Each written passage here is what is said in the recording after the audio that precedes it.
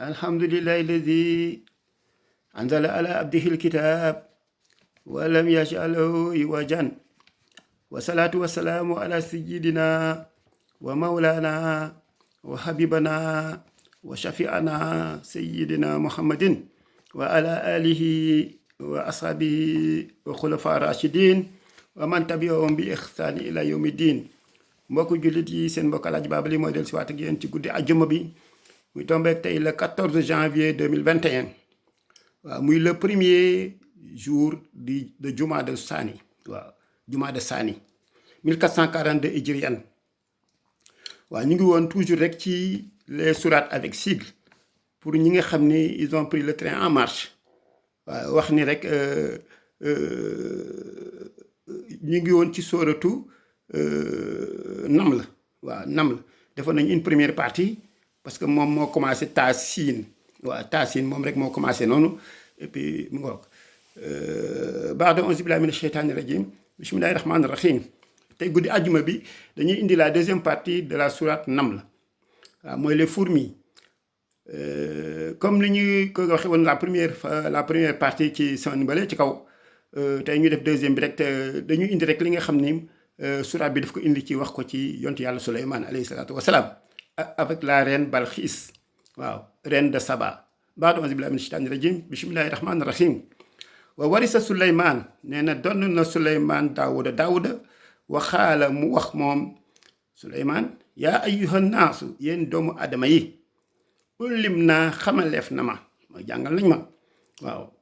mantiqa tayri waaw le langage des oiseaux mooy mën a wax njanaaw yi wa uuti naa te joxaleef nañ ma nag jox nañ ma min kulli shay'in waaw ci bépp mbir rek yàlla jox na ko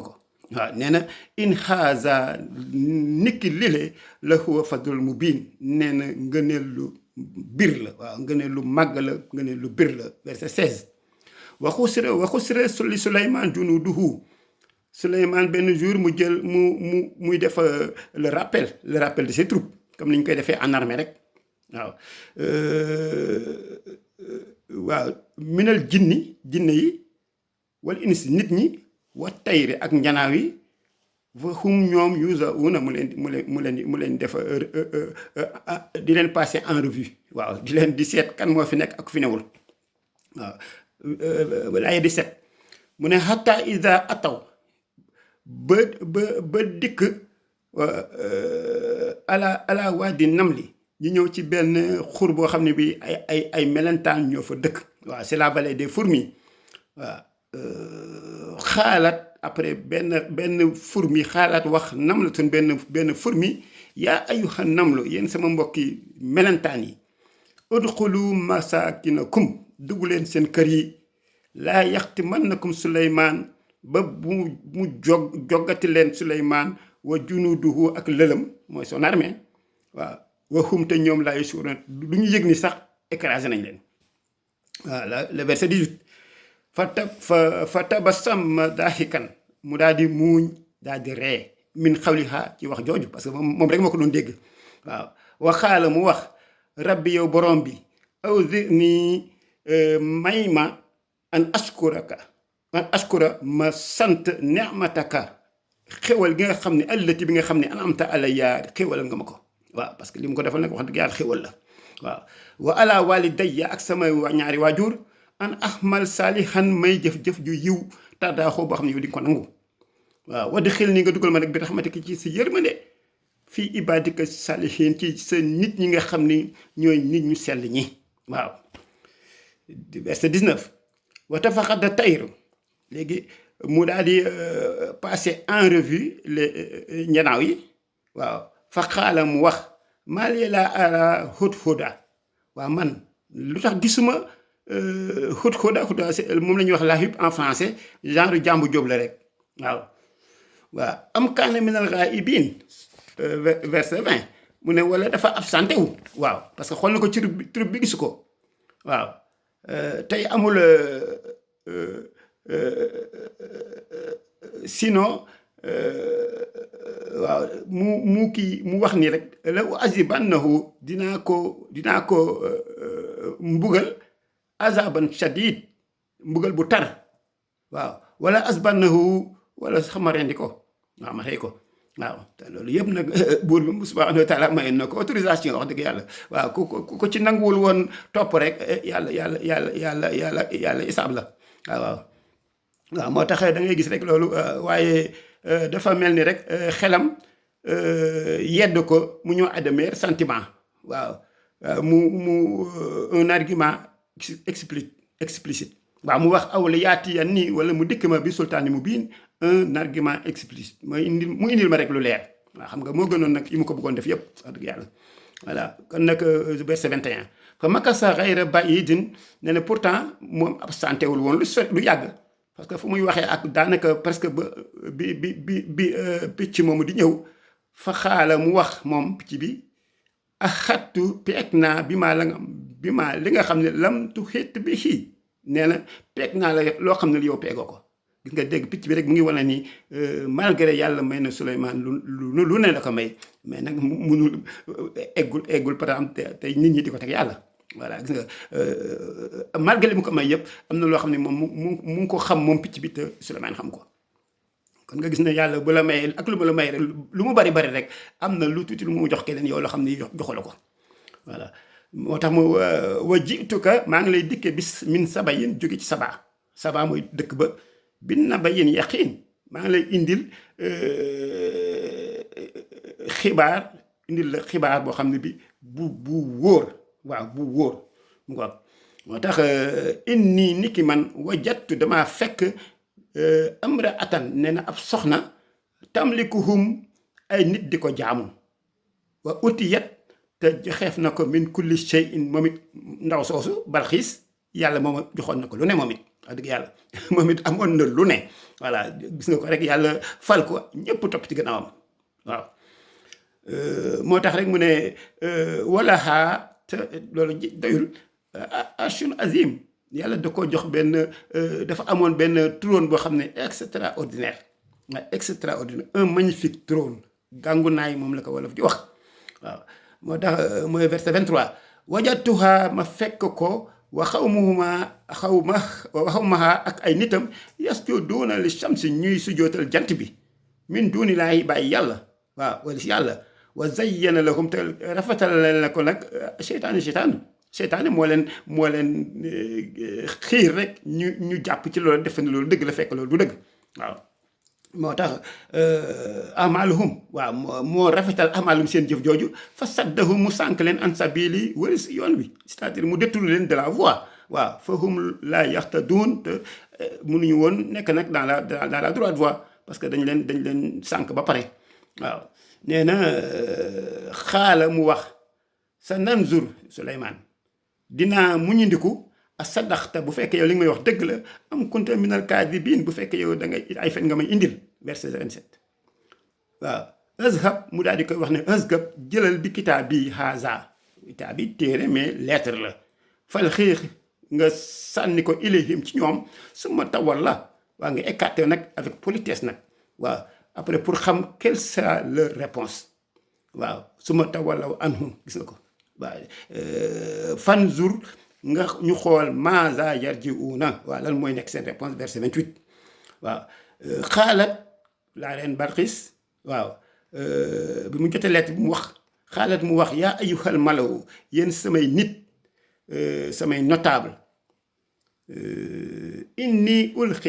ni ki man ulqiya ilayya kitaabun karim dañ ma envoyé benn bataaxal benn lettre boo xam ni une lettre bu tedd une auguste missive waaw verset 29 mu wax innahu min Souleymane te lettre bi loolu lañ ci commencé moom lañ ko commencé innahu nekk lettre boobu min Souleymane la jógee wa innahu bismillahi rahmaani rahim lañ ko tàmbalee waaw jullit bu nekk moom loolu la war a tàmbalee ay mbiram voilà gis nga moom la ko tàmbalee waaw dafa loolu la tàmbalee moo tax mu wax ni rek dafa jógee ci Souleymane te lettre ba mu ngi tàmbalee bismillahi rahmaani rahim waaw te bismillahi rahmaani rahim ñëpp xam na lu ñu muy tekki jarul sax ñuy nekk fii di ko kii ala ta'lu alayya bu leen sàkku réyeelu sama kanam waaw wa aatu ni muslimina na ngeen ñëw jébbalu si waaw gis nga loolu waaw xaalat mu wax moom ndaw si yaa ayuhal malawu yi moom son entourage ñi ko waroon waaw uftuni mooy conseiller moi fii amri maa kuntu xaati atan waaw nee na ngeen conseiller ma comme ça balaa may jël benn décision xataa tashhadu nii waaw balaa ma jël benn décision daal ngeen conseiller ma xaalu ñu wax ni ndax nu uli xuwatin ñun ñoo yore doole wa ulil ba'sin shadid te ñoo mën a faagaagal doomu aadama sonal ko boo xam ne ñoo mën a sonal doomu aadama daal waaw wal amru ilayki nee na te mbir mi yëpp nag mu ngi sa loxo fanzur xoolal maaza taamuriina xoolal rek yow lu la soob rek yow nga wax ñun ñu def waaw xaalat mu wax ni innal muluka en général les buur yi isa daxalu xaryatan bu ñu duggee ci benn dëkk afsaduha dañ koy saccagé dañ koy yàq wa ja'alu ñu def nag a izzata ahliha azillatan nee na ñi nga xam ne ñoo nekk gënoon tedd ci dëkk ba dañ leen di jël tedd di leen toroxal leen wa kazalika yafaluuna te noonu la ñuy def te da ngay gis rek ne soxna si elle est très raisonnée wax dëgg yàlla parce que yàlla jox na ko yàlla may na ko ñëpp nekk ci gannaaw mu am lu ne moom it waaw mais taxul mu grisé wu waaw grisé wu baaxul parce que nit ki toujours rek li may wax toujours rek mooy humilité dafa baax te ndaw si vraiment dafa am humilité waaw léegi moo tax rek da ngay gis rek bi reen bi ku modeste la waaw comme li ñu doon wax léegi rek ku humble la woon tamit elle n'était pas grisée par le pouvoir waaw contrairement ak ñu bari parce que am na ñoo xam ne mu xasee am pouvoir rek moom jeex na ku ne rek ñu joggi sa bopp waaw moo tax bi mu deviné ni mënul affronter Souleymane même avec la grande armée qu'elle avait waaw nee na